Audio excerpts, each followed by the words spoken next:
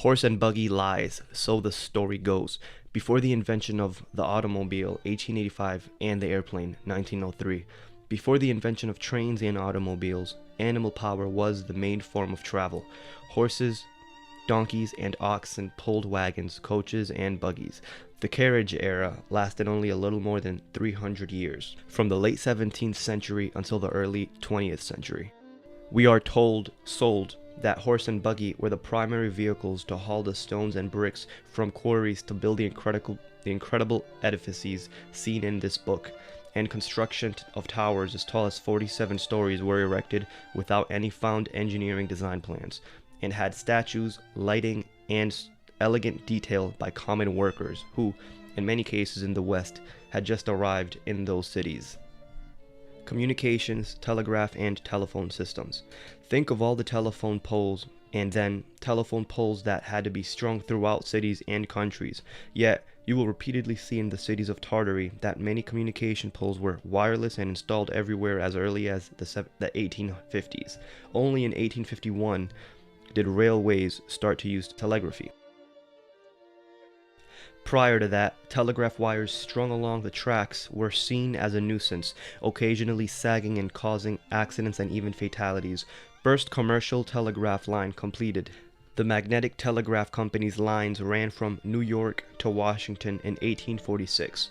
The final phase of the telegraph's integration occurred between 1857 and 1866. In this period, the members consolidated into a national monopoly. By 1864, only Western Union and the American Telegraph Company remained of the six nations. The United States Telegraph Company entered the field by consolidating smaller independent firms in the early 1860s and operated in the territory of both the American Telegraph Company and Western Union. By 1866, Western Union absorbed its last two competitors and reached its position of market dominance. The period from 1866 through the turn of the century was the apex of the Western Union's power. Yearly messages sent over its lines increased from 5.8 million in 1867 to 63.2 million in 1900. Over the same period, transmission rates fell from an average of $1.09 to 30 cents per message. Western Union's greatest threat came from a new technology, the telephone. Alexander Graham Bell patented the telephone in 1876, initially referring to it as a talking telegraph.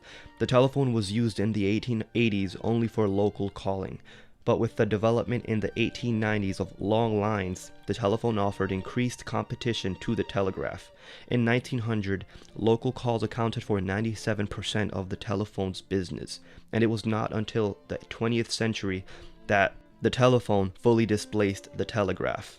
As you will also see, the U.S. mail service only began in the early 1850s. The first airmail was transported in 1870 by letters and free balloons. The first stagecoaches to deliver mail on a 2,800-mile southern route between Tipton, Missouri and San Francisco, California, specified as a 24-day run but often taking months.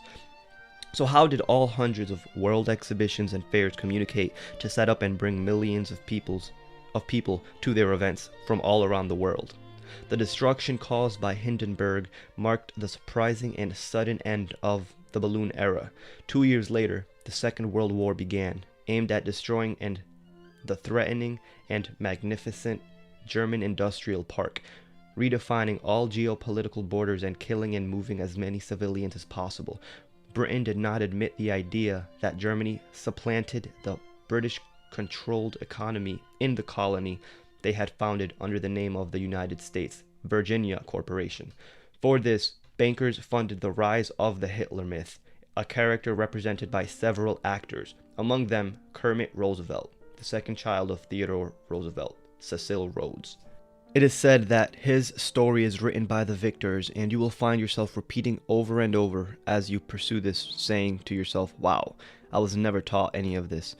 It is what we are not taught is likely the truth of what really happened, that the Tartarian history has been nearly completely scrubbed from modern his story proves out this point, as well as flat earth. We've never been to the moon, and no planes hit the Twin Tower on 9/11. one can only conclude that all of his story is a lie and that we are self-granted permission to create a tabula rasa in our minds, or to erase what we thought we knew and look at the information and documentation provided in this book for a new understanding of her story, of a one-world benevolent society living in elegance, beauty, and harmony, connected deeply, spiritually, mentally, and physically with nature in love and peace. May we one day soon find again and remember and return back to these amazing people called the Tartarians. Who were the Tartarians, or Tartarians? The official history is hiding a major world power which existed as late as the 19th century. Tartary was a country with its own flag, its own government, and its own place on the map. Its territory covered most of the modern world we know today. Yet somehow it was ever so quietly incorporated into Russia and some other countries. Sometime in the 18th century, Tartary, Muscovite, was the biggest country in the world, covering over 3,050,000 square miles. Tartary appears to have been one country, then split up into areas like Petite Tartary, Eastern Tartary, Russian Tartary, Muscovite Tartary, Chinese Tartary, Mongol Tartary. According to the 1979 Webster's Dictionary, there's no such place as Tartary or Tartaria unless we accept the word Tartarus, which according to Webster is described as being a place in Hades reserved for the worst of offenders.